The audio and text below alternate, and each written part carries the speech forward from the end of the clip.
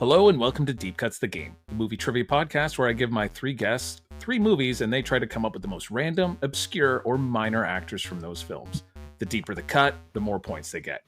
I'm your host, Jeff Penn, and with me as always, the boy who cried wolf, foul, and me a river, Alex Young. Welcome to the show, Alex.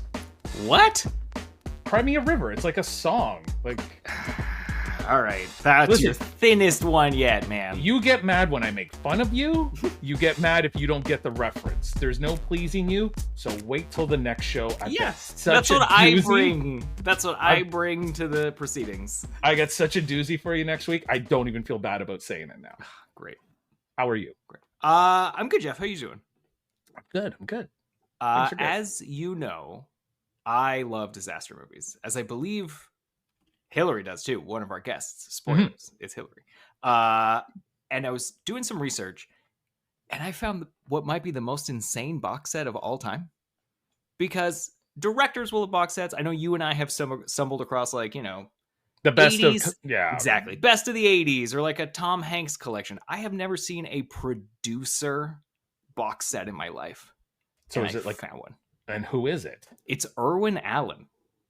There is an Irwin Allen Master of Disaster collection that Shout Factory released. That do not sponsor this episode, but if they want to, send me that. But Irwin Allen is the producer of The Poseidon Adventure, The Towering Inferno. He did Voyage to the Bottom of the Sea, bunch of stuff like that. None of those are in this collection. Oh, it is like a compilation CD of only B-sides. It's like a nothing but the hits, but we forgot the hits. It's like oops, all demos. But it is Flood, Fire, Hanging by a Thread. Again, I've heard of none of these movies. No. When Time Ran Out, Cave In, the best title of them all, The Night the Bridge Fell Down. I think I might know what it's about. But the best one that's in this collection, Jeff, that I didn't know it existed, Beyond the Poseidon Adventure from 1979. Did you know that movie had a sequel? No, but I was going to make a joke that I was going to be like the Poseidon Adventure 2, the boat ride home or something like that. Like where they're Jeff, just like, yeah. And it happens again to them? No, it's more insane. The premise of this movie, which I have 15 minutes left. I've been watching it. Oh, really? Okay. Yeah. You bought this. You bought this. I rented it. I rented it. I'm still hoping Shout Factory is going to send me the box set after this glowing review. So I'm going to clip this and send it to them. Here is the premise. A tugboat out in the ocean notices the Poseidon has flipped. It is now the following morning. They see like the rescue crew come in with the helicopter and presumably take everyone away. We don't see anybody get rescued, but presumably Gene Hackman and the gang all go away. They then are like, oh, great, salvage. The boat probably will stay afloat for a little while longer. Let's go rob it. We'll go in through where they came out. And they go in and they meet this other boat crew that's like, we're here to rescue it. But spoilers, Jeff. They're not. They're terrorists, which is insane. But the cast is awesome. The boat captain who wants the money to seal everything is Michael Caine. Okay. The female interest is Sally Field. Also, this came out the same year as Norma Rae that she would win Best Actress for, and the famous You Really Like Me speech. Who else is in this? I wrote it all down because I did actual research this time. It is Peter Boyle. The terrorist is Telly Savalas. Slim Pickens is in it as a character named Tex, of course. And a baby-faced 28-year-old Mark Harmon, who would be my deep cut in it way before he was on NCIS. Jeff, this movie is garbage. It also had double the budget. It had a $4 million budget. It grossed $2 million. More people die from gunshots or axes than boat-related adventure because there is shootouts, there is murder. It's ridiculous. I had a great time, but that's because, I love some terrible movies. Yes, you do. I mean, up until the terrorists showed up, it sounded like the premise for Alien Romulus. Yeah. Where they're just trying to get all the crap while they can. It's like a loose reboot of that. Yeah. Alex, do you know what Mark Harmon is famous for before he was an actor? No. Anyone? Hilary? Other guest? Stuart? No? Nope. He was a college football player, but he was a kicker. And he's involved in, if I'm not mistaken, one of the most famous college football game endings where like they're up by 6 points or something like that, or 5 points, and they just have to kick it off. There's 2 seconds left on the clock. So they do this thing in football where they do like a squib kick and it just bounces so you can't catch it.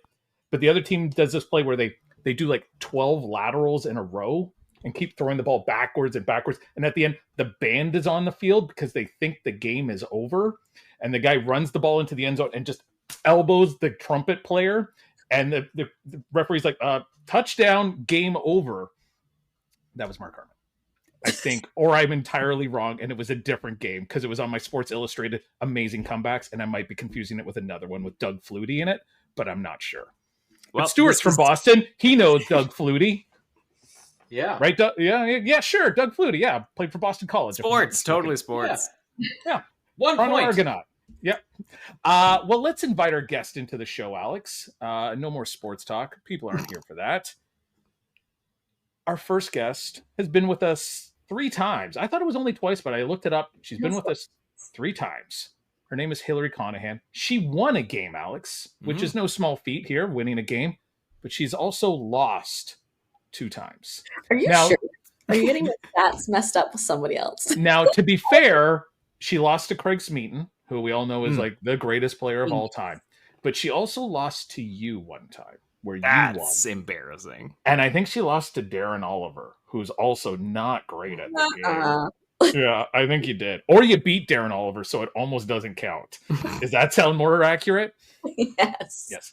Hilary, how are you? I am doing well. Thank you for having me back. Thanks for coming back. I mean, a lot of people don't want to come back after Is that true? Winning, losing. They're like, I don't want to do that again. That was awful. Especially when you're not promoting anything. You have no reason to be here other than you're just doing me a favor. I am here for the giggles. Cool. Well, we're glad to have you. Let's bring in our other guest.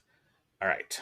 Join us today is blah, blah, blah. Joining us on today's episode is filmmaker, photographer, and assistant director extraordinaire, Stuart Valberg. You've seen his behind-the-scenes fingerprints on shows like Mindhunter, movies like Army of the Dead, and Rebel Moon. And now he's stepping in front of the mic to test his pop culture trivia chops. When he's not calling the shots on set, he's directing award-winning short films, photographing the world, and chasing the perfect burger. Let's see if he can survive the deep cuts. Welcome to the show, Stuart. Thanks for being here. Oh, thanks for having me again. I feel like playing against somebody that already has 3, possibly 4 rounds under their belt. That's kind of intimidating. I mean, Alex has like 50 rounds under his belt, and it means absolutely nothing. Yeah, I'm terrible at this game. Yeah. Thanks for being here. How are you doing? You're in the Boston area? You said Central Mass. Yeah, really hot just there, right? outside of Worcester. Yeah, sweltering.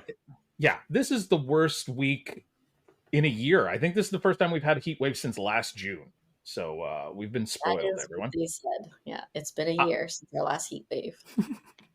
Stuart, I wanted to ask you a question that I've never really gotten the opportunity to ask anyone this before, because as we were talking before, most of our guests don't have very impressive IMDb pages. You do. Without looking, and I don't know, having an IMDb page, I'd be looking at mine all the time. I'd be like, ooh, what do people think of that? Any trivia on me that's been added? There's not. Do you know what your IMDb top 4 are?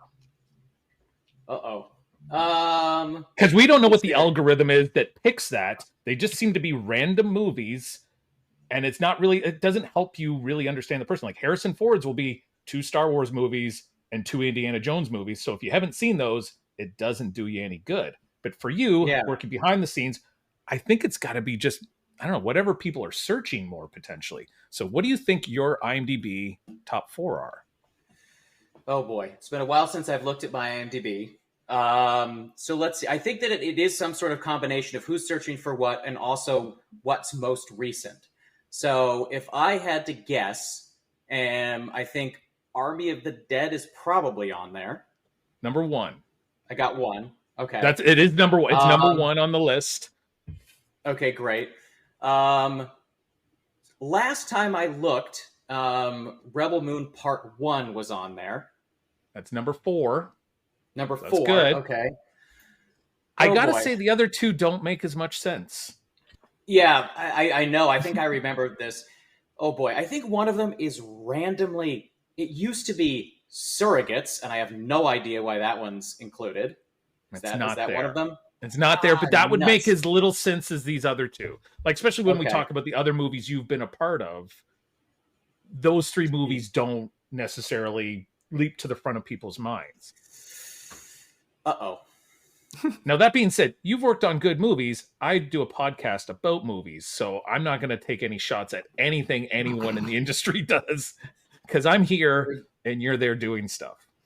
I mean, there's not an insignificant amount of Razzies on my resume either. I'll tell you, one is an additional crew member, so it's not an assistant director or anything like that. It's additional crew. Sure. I think maybe Edge of Darkness was up there recently. Yep, Edge of Darkness. Okay. And then the all last right. one, let's just say it's an acronym, if that helps you. Oh boy, RIPD is what it's got to be. It's RIPD, which when you think about it, that, like, you know, you've been a part of like Mindhunter and Secret Life of Walter Mitty, that those aren't, you know, necessarily up on your list. But I mean, it just means you've got a very deep resume, man. That's congratulations. Alex and I host a podcast. I barely host a podcast. I co-host it. Yes. So I wanted to ask you some questions before we get into deep cuts. So a lot of your credits include like assistant director, first assistant director, second assistant, stuff like that. For those of us who don't work in the industry, what is the easiest way of kind of like differentiating between your different roles that you've had behind the scenes? Sure. Well, I mean, you know, the simple answer is that the DGA can't count past two. So we have first assistant directors, second assistant directors, second assistant directors, additional second assistant directors, and my favorite is if you're the second assistant director on second unit, it all just gets very confusing. But I mean, essentially, the short of it is that, you know, each assistant director has a specific responsibility on set. And, you know, the first kind of DGA position that's not a director is called unit production manager. And, you know, I haven't done any of that yet, but the unit production manager is generally kind of in charge of the finances, making sure that the picture comes in under budget. They'll make sure that, you know, your particular day expenses aren't going over. They'll deal with hiring crew members along with a production supervisor, line producer, just depending on, you know, what sort of production you're on, what the scale of it is. First assistant director is generally in charge of the schedule for the entire movie or TV series or episode or something. So, you know, that's what I do. And that means that you get a script, you break down the script, you know, you'll decide, or, you know, sometimes it'll be decided for you. Okay, well, you know, you have 18 days to shoot this. How are you going to break it down based on cast availability, location availability, you know, all continuity, all sorts of things like that. So you kind of handle the soup to nuts of everything. And then, you know, on the actual shooting day, you typically run the set and you make sure that everybody knows what you're shooting, what's coming up next, and just try to make sure that you're moving through the day as efficiently and as safely as possible. A key second assistant director usually deals with the what's happening tomorrow. So they'll create this document called the call sheet, which has everybody, you know, what time are they coming in? You know, what time does hair makeup start? What time do the grips start? And then also, you know, a couple things that are maybe like a week out. So they'll handle cast fittings and, you know, they're usually looking forward.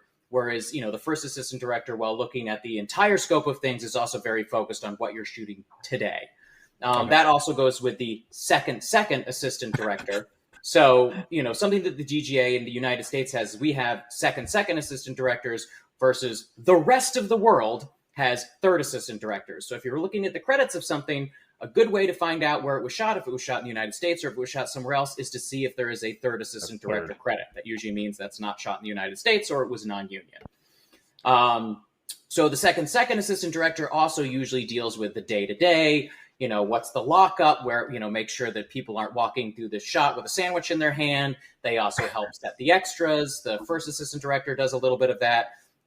They make sure that things are quiet while sound is rolling. And then an additional second assistant director also assists with usually everything that, you know, the second is doing. So like, for example, if you have 300 extras, you might have a couple additional second assistant directors helping out with that volume. Or if you, let's say, have 50 stunt players or stunt cars or something else that requires like an extra degree of like logistics or infrastructure, then you'll kind of staff up. But your traditional staff is, a unit production manager, a first assistant director, a key second, and a second. So that is your very average, broadly speaking, DGA staff on a movie. Other than I want you to do who's on first now, if you could. If you could just go through everything there. And then if you could tell me how second cousins and first cousins and second cousins once removed works, then I think we'll all be on the same page. Like, holy crap. That is... Alex and I, we've done like shoots and most like for stuff. And we're the PAs. We like go like, hey, they're ready for you. Do you want to come to the set? That's a lot, man. That is a lot.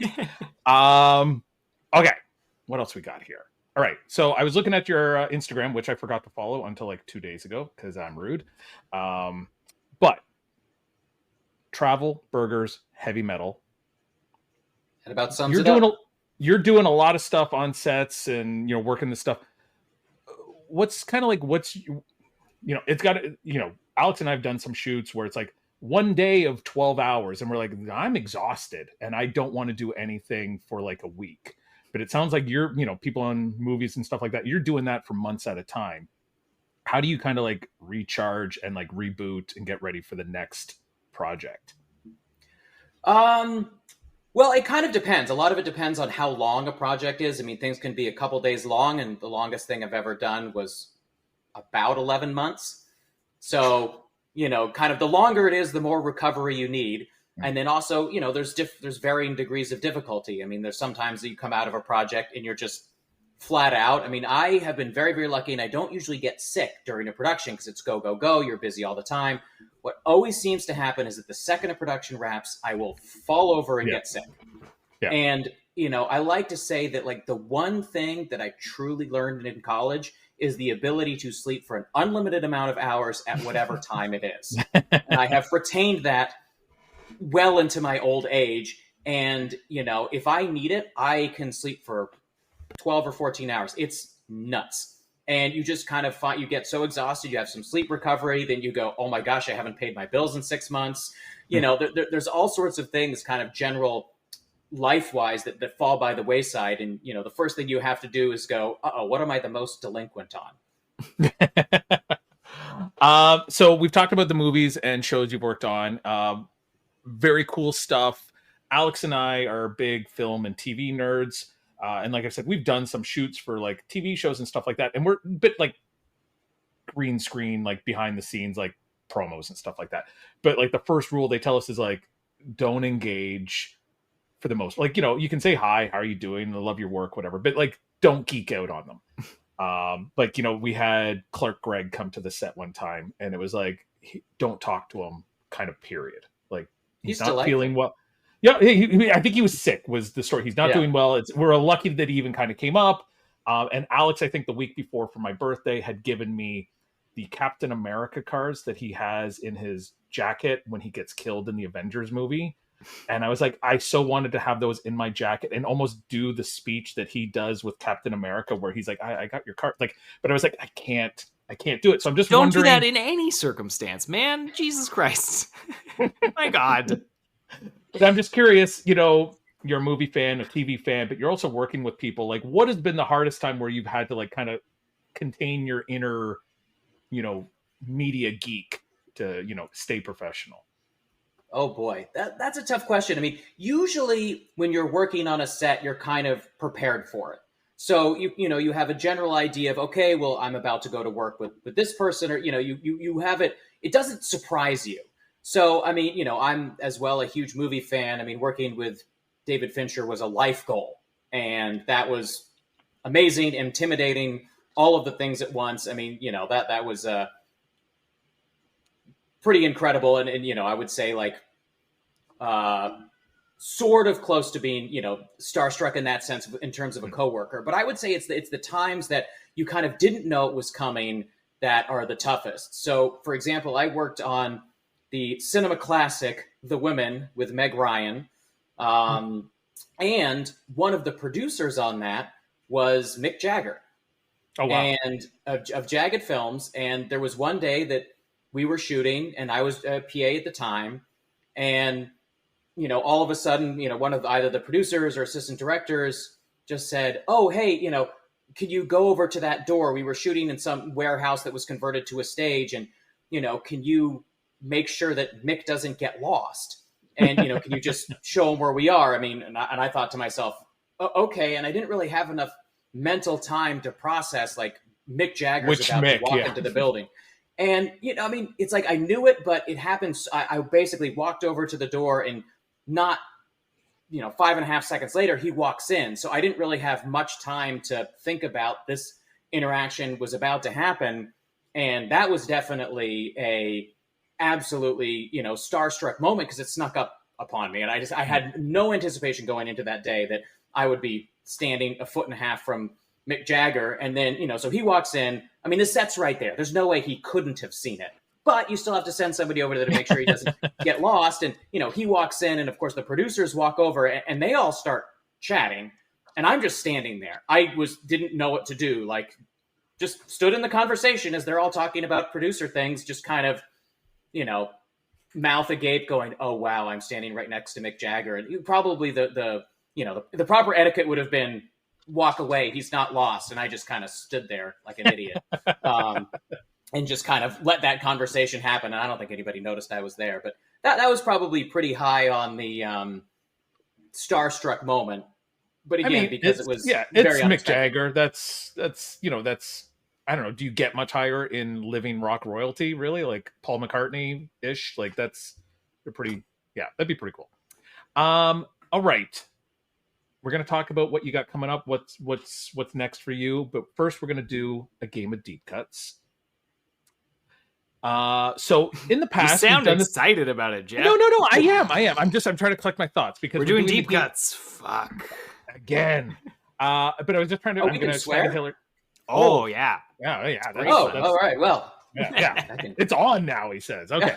So in the past, we've done a game where I've tried to think of a movie, and everyone's tried to guess what it is, and I realized that's very abstract and obscure, and there's really no way to gauge who the winner is. So I've switched to a new game. And that is, much like I asked you what your IMDb for is, I have an actor, and I'm going to ask you guys to try to guess what their top 4 movies are on IMDb. Whoever gets the closest to the top can decide if they want to go first, second, or third. And if you don't guess it, I have a backup game that will help decide that is really obscure. But anyway, the actor is Tobey Maguire. So take a second to think about what's on Tobey Maguire's IMDb. And I'm going to come to Hilary first and ask her what movie, because going first is actually the best, because the person who went first last time got it number 1. So you're getting, what's the first movie that comes to your mind, Hilary? Spider-Man. It's a very good guess. It's a very good guess. I'm not going to tell you if it's on the list or where it is, if it is, but Spider-Man 1 we're going with, right? Yes, sir. Just putting that out there. Okay, Spider-Man 1. Stuart, you're also a guest with us tonight. What movie do you think is the highest up on Tobey Maguire's IMDb? Boy, I would have said Spider-Man, but in the interest of trying to, this is probably going to sabotage myself, I'm going to say Spider-Man No Way Home. Ooh, it's a very good. Like, it makes sense. Like, especially if the algorithm works in the way that we think it does, like recent movies, ones that are being searched more often. It's a good guess. Alex, what is your guess? I want to say Spider-Man 2, but I'm gonna say Pleasantville.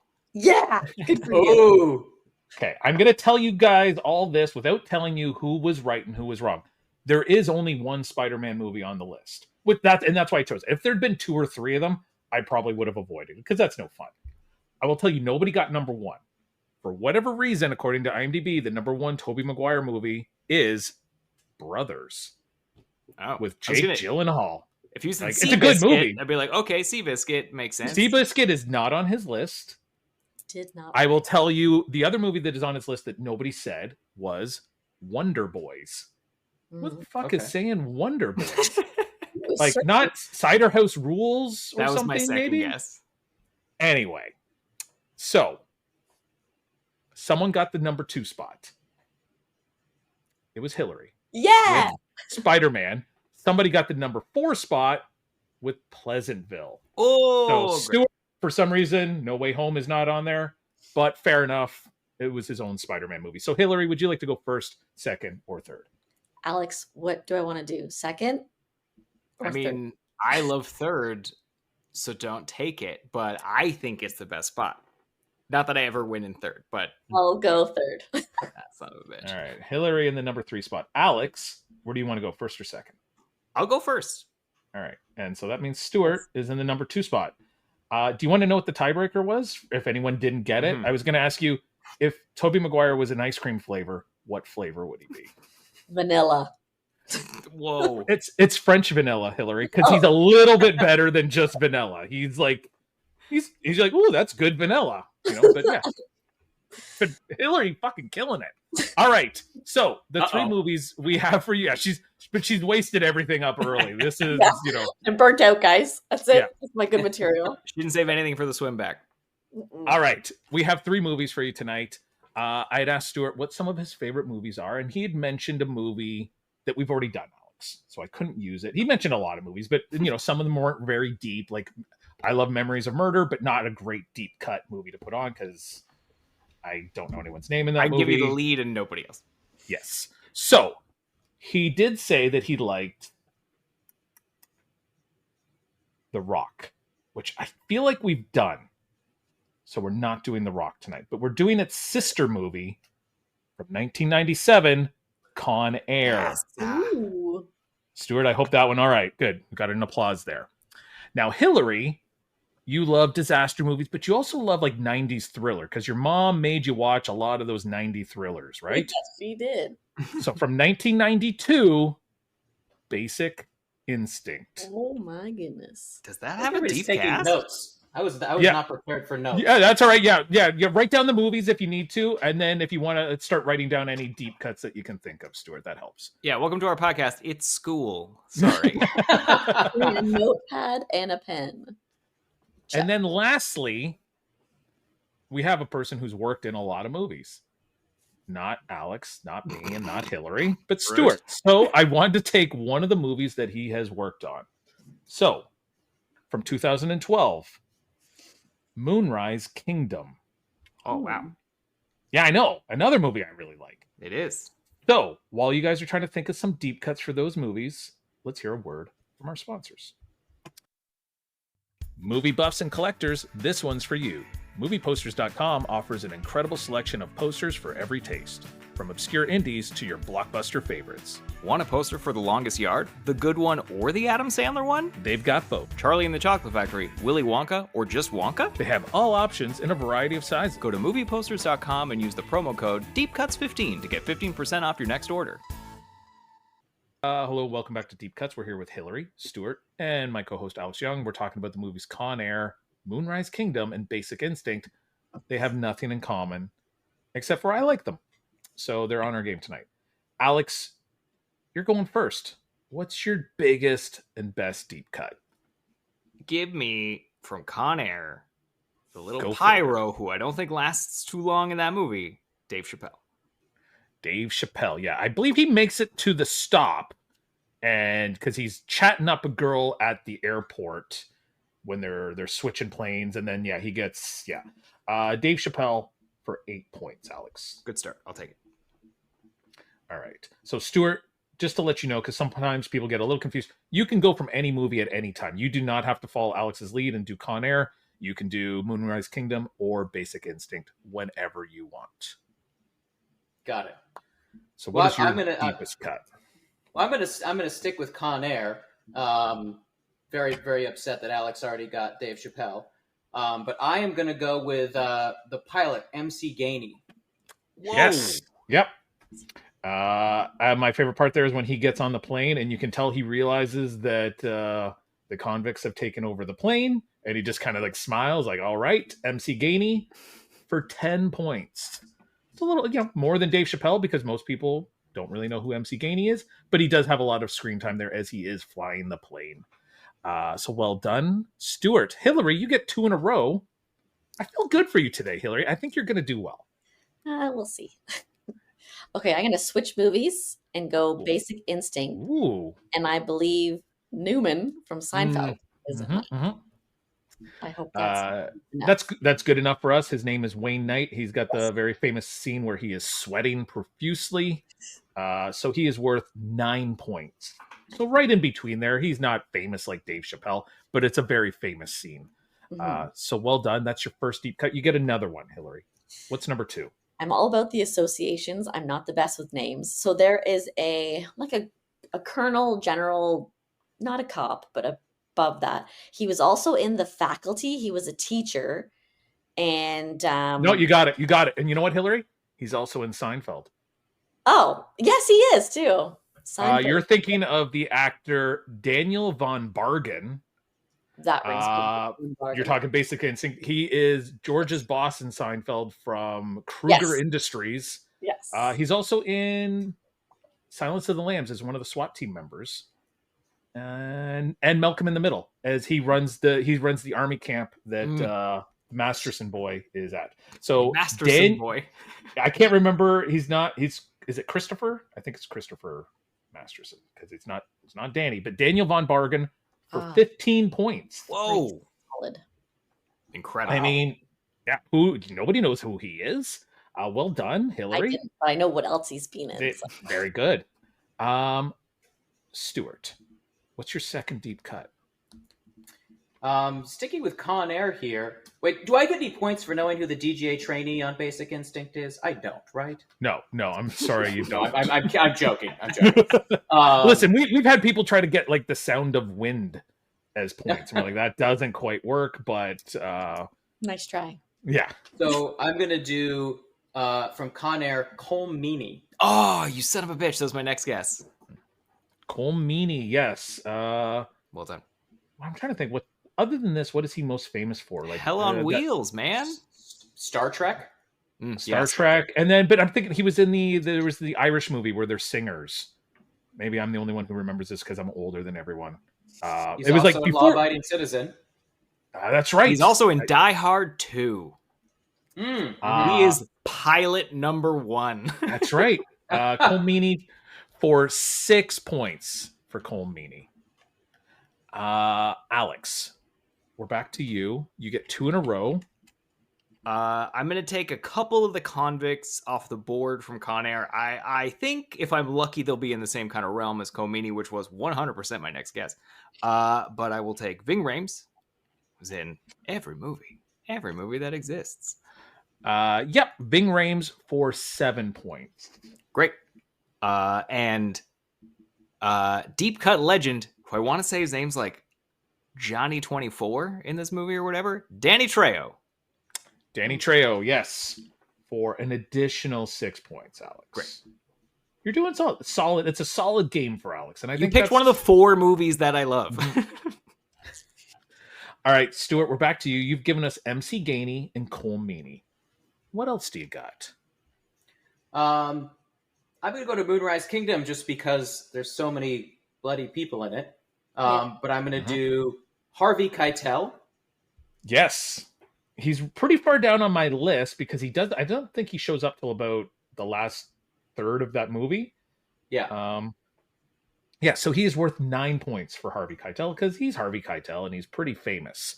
I looked it up. The movie's called The Commitments with Colm Meaney. Nobody else is really in it except for Colm Meaney. Oh, and you know who else is in the Commitments movie, Alex? You remember the scene in Pulp Fiction where John Travolta's got to stab Uma Thurman in the heart and Arquette is there with Eric Stoltz? There's another girl with black hair and Eric Stoltz is like, hey, you blah, blah, blah. And he's like, is he the one with all the shit in her face? He's like, no, that's my wife. And he's like, oh. And he's talking about the other girl. That's the other girl. She's in the Commitments. Great. You know who would know that? Craig Smeaton would know that. You know who else is in Pulp Fiction? Ving Rhames, because he's in every movie. And Glenn Hansford's in it. Oh, wow. There you go. Oh, wow. Yeah. So you guys should watch The Commitments. It's really good. Hillary, you're doing great. You get 2 picks in a row, though. Can you keep it going? Okay. For Moonrise Kingdom, again, I don't know his name, but he voiced it. He's like the narrator. He also was in For Love or Money and Best in Show. He's got glasses. He's bald. He is in it, though. He is in it. You do see him a few does, times.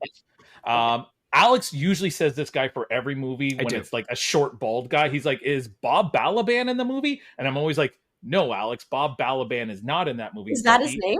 His name is Bob Balaban. Okay. He's in this movie. I believe, was he Phoebe's dad in like Friends? Is that kind of like his thing? Yeah, you're right. He's in Best in Show. He's very big about. Is he the other co-host of the? No, I think he's like he pins the. That's ribbon, right. Yeah, but yeah, Bob Balaban for 9 points. very good. Very good. Ooh, You're doing great. You're crushing it. Well, this is it. All right. So before you give me your fourth deep cut, let's give you a halfway point breakdown. Alex, 21 points. Stuart, 25 points. Hilary, 33 points. Hey. Very good, Hilary. the 15-pointer was huge. Yeah, That was, Daniel Von Bargen, that's a big one. Mhm. Now, Hilary, don't be an Alex. Put points on the board every round. Alex lost last game by 3 points because he put up a 0 in like round 2. And he given me anyone, he probably wins the game. Oh, But, so points are key here, Hilary. What do you got? I'm really running out, so I'm going to stick with Moonrise Kingdom and just go Tilda Swinton. She is. And I kind of forgot she was in that one. Oh, really? Yeah. And honestly, I can't really remember what her character is in that because she's not like something I don't weird, know. probably. Yeah, something weird. Yeah. But Tilda Swinton for 6 points. Cool. That's good, Hilary. That's good. Stuart, we're back to you with your fourth deep cut. What do you got? Oh boy, now I'm trying to weigh. I think I'm about to overthink this. Yeah, exactly like I did with Spider-Man. Watch me just overthink my way right. If you want any clarification, sometimes Alex asks me questions all the time. Like, would you say the star of a movie who nobody knows is worth more than a big star who's only got a small part? Sometimes I can give you a little clarification. Sometimes, I don't know. We'll see. I'm going to watch myself overthink myself. So I'm going to explain my guess so I don't sound too stupid. Just because this is a common Wes Anderson collaborator, but actually has a shockingly small role in Moonrise Kingdom, I'm going to say Jason Schwartzman. Yes, he does. Is he the one? I believe he marries them, if I'm not mistaken. He performs the wedding ceremony, the kind of the faux wedding ceremony for them. Yeah, he's like the. Sorry, go ahead. Counselor, like the jamboree or something like that. He's Jason Schwartzman for 8 points. So yeah, I think you're kind of right in that same spot. Like he's a big star. He's in a lot of Anderson films, but has a small part. But I think people sometimes would just say his name just as a guess. Yeah. But it's a good one. Jason Schwartzman for 8. Alex Young, you've got your fourth and your fifth. So Bob Balaban, Jason Schwartzman. Those were my next guesses. Oh. So they're going to be less good. And so Jeff, hypothetically, if the lead of the movie is less known, but they are the star. What movie are we talking about, Alex? Moonrise Kingdom.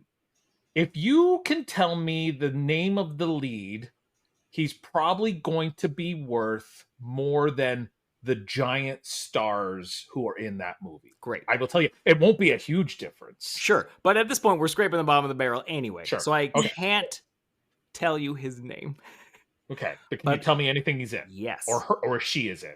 I can give you the male lead because he was in a movie with Adam Driver, who was also in The Dead Don't Die that we did recently with Tilda Swinton. He was in Patterson. Jim Jarmusch's Patterson. Yeah. His name is Jared Gilman, played Sam in Moonrise Kingdom. He's worth 5 points, Alex. Perfect. 5 points. Much more than I was going to get for everybody top billing on the poster. Yes. And Con Air, I have one name left. I'm hoping she's not in it a lot. I don't know how you're not fucking crushing Con Air at this point. Like, I'm a little disappointed. Like, we're at the point where I could almost use Con Air again next week. And there's still enough people in that movie that you haven't touched. Because I don't want to go. I'm worried because everybody I'm remembering is like the main crew, right? Okay, like fair main enough. leads. Because I watch that movie like every week, but I was 10. So I'm not retaining any of this information. On the Superstation. Yeah, exactly. You get it. That movie how many has points do you get for commercials the in teddy the theater. bear? That's what I want to know. How many points do you get for the bunny? Excuse me, got to put the bunny back in the box. I want to be thinking of like the person whose car the body falls on is so and so. I can tell you who that person is. I can tell you who that person is. Shut up, Jeff. And they're famous, and you're gonna feel stupid about it. Man. Yeah, probably. That's how every one of these episodes goes. But give me Monica Potter. Monica Potter as the wife. Yes. She's worth most best known for what? Like Parenthood, the TV show. Along Came a Spider. Along Came a Spider, another 90s thriller. She's worth 10 points. Great. Actually. Wow. All right. She's really not in it that much. You know, she's just kind of there. And I think we've talked about this movie before, and you didn't know it was Monica Potter. I probably remembered it from the last time we discussed it. Yes. Stuart, you have your fifth one. There's 6 rounds in total. So you got 2 more deep cuts. We got a very close game. What do you got left in the tank? So Jason Schwartzman was worth more points than I was expecting. So I'm going to follow that same trend for a bigger star who's not in the movie very much, Ed Norton from Moonrise Kingdom. Mm-hmm. Ed Norton for 7 points. Like you said, not as big as, not a big scene, but I feel like he's maybe in it a little more than Jason Schwartzman is. Yeah, Jason Schwartzman's just at the Jamboree, but yeah, but still big star, small part. Well remembered for Ed Norton for 7 points. Hilary. Oh, I was hoping. You're in the lead, but it's very close at this point. The gap has closed, so you have 2 left. 2. What's your 5th and your 6th? I always love it when people are disappointed by the number of guesses they have left. Like, can't we just go home? Yeah, right. This is where it goes up in smoke. Frances McDermott for Moonrise Kingdom. Yeah, this is where we're getting into the, like, is she worth more or less than the star of the movie, even though she has less time? She is worth less than the star of this film, so she is worth 4 points. Because there are a couple other bigger names in the film potentially than her. Really, nobody's worth 1 point in this movie because That's good. even, the big stars aren't necessarily in it all that much. But that's okay, Hilary. It's points. Like we said, always put points on the board. What's your last deep cut?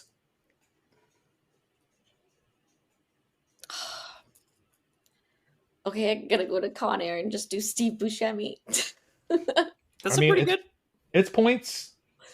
He's not the star. He's not the co-star. He's not third build. He's not even really 4th or 5th. Like, Okay. So he's got the whole world in his hands, Jeff. He does. He is worth 5 points for Steve All right. Buscemi. Take it or leave it. It's 5 points. Well done. Stuart, it's your last pick, your last deep cut. Anything can happen here. Oh boy. First place is attainable. It's attainable for everyone. There's enough points out there that anyone can win this game.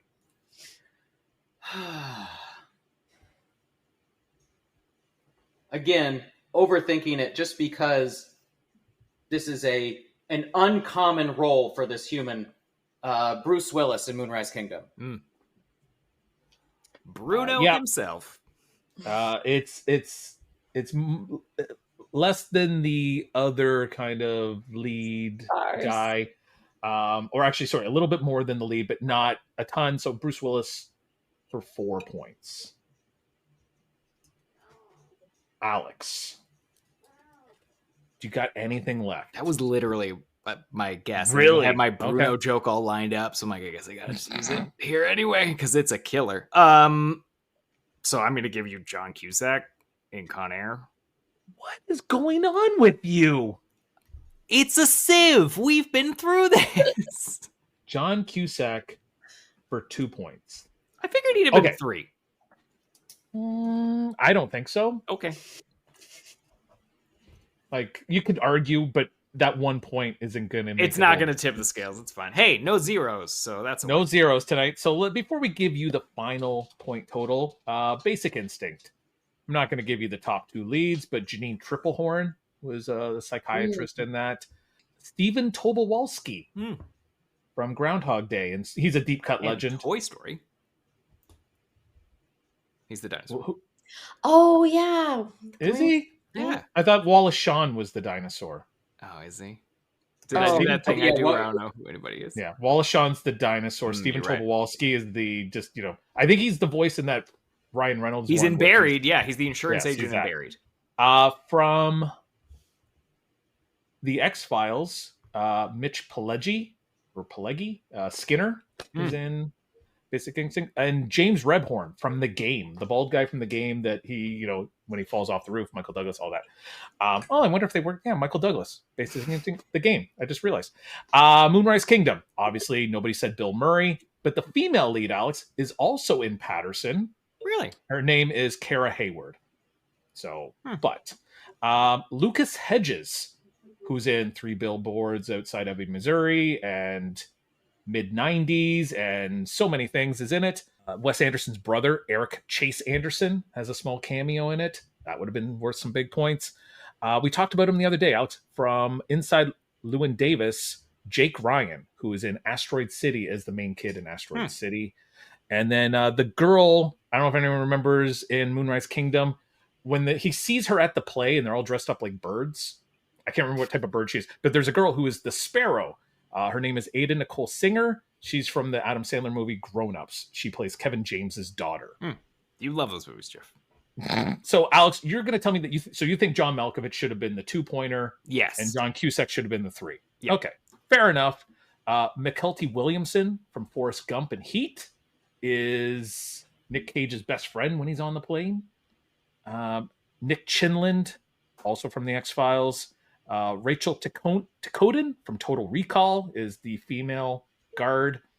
You got Monica Potter. Key player Marty McSorley is the pilot that gets killed at the front of the plane. You don't know him else? He high-sticked.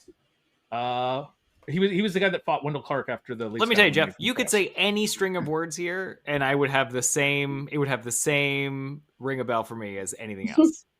Deep cut legend Bob Stevenson from a bunch of Fincher movies. He is the security guard at the airport in Fight Club.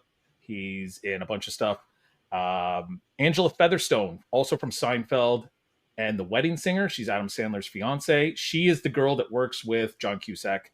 Also from the X-Files and The Green Mile, Doug Hutchinson, that kind of like weird guy that married the 16-year-old girl. Ew, I hate that. That guy. Eugene Toombs. That's right. Yes. Bill Cusack, John's brother, is in it. And then Alex, the guy who the body lands on his car is an actor by the name of Don S. Davis, also from the X-Files. He is Scully's dad. And was in the Twin Peaks. What else we got here? The old guy that hides under the truck and pees his pants when all the shooting's going on. His name is Dabbs Greer. He is old Tom Hanks in The Green Mile. Is the little girl anybody? The little girl who how did this get made thinks is a ghost? The ghost girl? Yeah, I don't think so. Okay. And then I was only going to give 12 points for it because he is uncredited and I can't remember how they word it, but it's uncredited and unconfirmed. Powers Booth as a voice of a sergeant talking to Nicolas Cage, but nobody knows if he's actually in it. Anyway, we have a winner, we have a loser, and we have a person in second place. Which one do you think you are, Alex? Probably the loser, Jeff. That tends You to are, be- Alex. Yay! 38 points. Do I get any bonus points for being right? A point. Great. So you're at 39.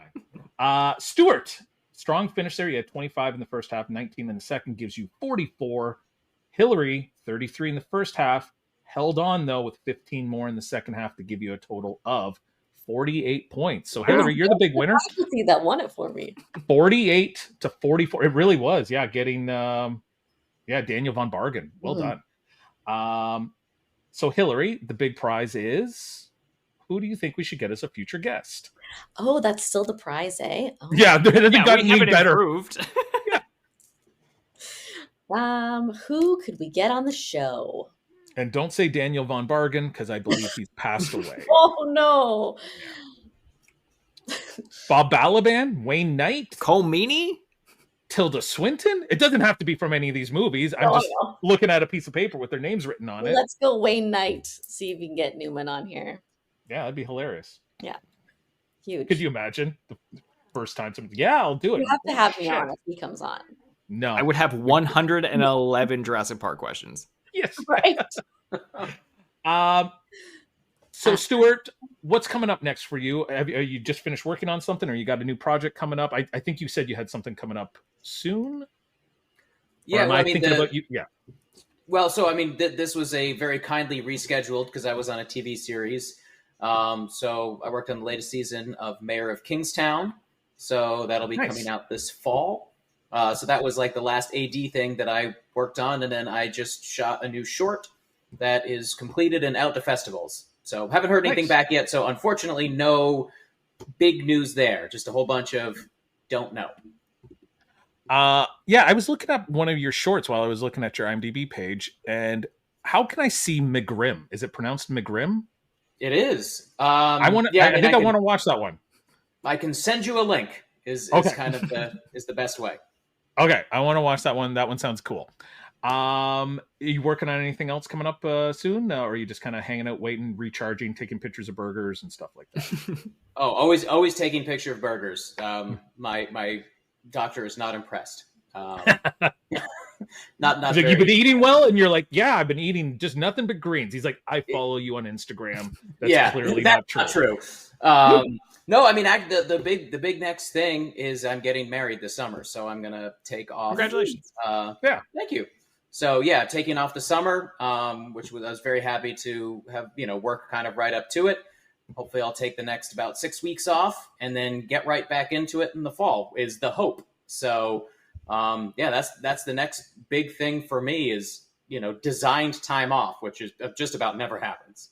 Usually it's pandemic or strike related, and you have no idea that it's coming. Well, congratulations on that. Hilary, what about you? You're already married. You've got kids. Anything else coming up for you? That's it. I've peaked. You're done, eh? That's it? No more kids? No. No. Okay, good. No, we don't need any more Connaghans in the world. That's all I'm going to say. Not your fault. It's the Connaghan other part. half there. Yeah, the other half. Well, thank you and congratulations on your big win, Hilary. That is, you were hot from the start. Like you came in swinging. Yeah. So congratulations, Alex Young. What are you pitching for me tonight? What's on? Unmarried, media, no kids. I got nothing. A cat, way behind the 8 ball. Yeah, this is my child. This 15-year-old cat. That's all I got. No, you can find me on Instagram or Letterboxd if you want to see what movies I'm watching at the Alex Young. Support your local rep cinema. Buy your movies physically so you own them. The Review in Toronto is doing Hot Rod, which I mentioned last week, on July 17th, which is one of the handful of sports movies that I genuinely enjoy. So go check that out. I love it. What are you saying? I'm not a big. It's a sports motion picture. He's called Hot Rod. Hot Rod. Movie. Yeah. Even though being a stuntman is not a sport. It's not a sport. It's not a sport. It's like saying Fall Guys is a sport movie. If it has a training montage, I feel like it counts. Okay, fine. Sure. Great. I guess if that is the very low bar that you've set for sports. You know how I feel about sports movies, Joe. I like Moneyball. I like A League of Their Own. End of list. Yeah. Because of all the twists and turns in Moneyball. This is the part where Alex sends me an outro that he has written, and I get to read sight unseen. Any notes before I pop this open, Alex? You know the answer is yes. It's always yes. Okay. So this one, it's very much in the style of those compilation CDs that we're talking about, like the best of the 80s, whatever. So you are doing the commercial for that. So it's like very warm, very upbeat. The kind of thing that you would see on TV if you like fell asleep when you woke up in like 1998 and it was still on, and it's like, how is this commercial 26 minutes long? It's like one of those. Your outro is not 26 minutes, but you get the vibe. I feel like I know we've done this you've put this on yourself where you've written this outro. Yeah, I don't know why I took this on, because it is a burden every week and it only gets harder. I feel like we've done this before. I feel like you've given me a compilation I CD. gave you an actual script from one that was crazy. Oh, okay. This one is sort of a riff on that, but it's original script. And you'll see where this goes. This goes in the opposite direction, maybe. All right. So it's warm and upbeat. And yeah, just very, very like radio friendly, very TV friendly. Okay. Hey, everybody. Like, Mm-hmm. Okay. Remember the feeling the first time you heard that song? The one that defined a moment? The summer, a whole year. Well, get ready to make new memories because our compilation CD contains none of the hits. All your favorites are missing, but we'll have all the best B-sides and demos for artists within our budget. Artists like Trance Scrimlin, Berdelia Goods, and country superstar Flap Jackson. Follow Deep Cuts anywhere you get your podcast to find out when Volume 2 will be available. Deep Cuts, bringing you the best of B-sides and none of the hits. Thanks, everyone. Have a good night. We'll see you next week. Good job, Jeff.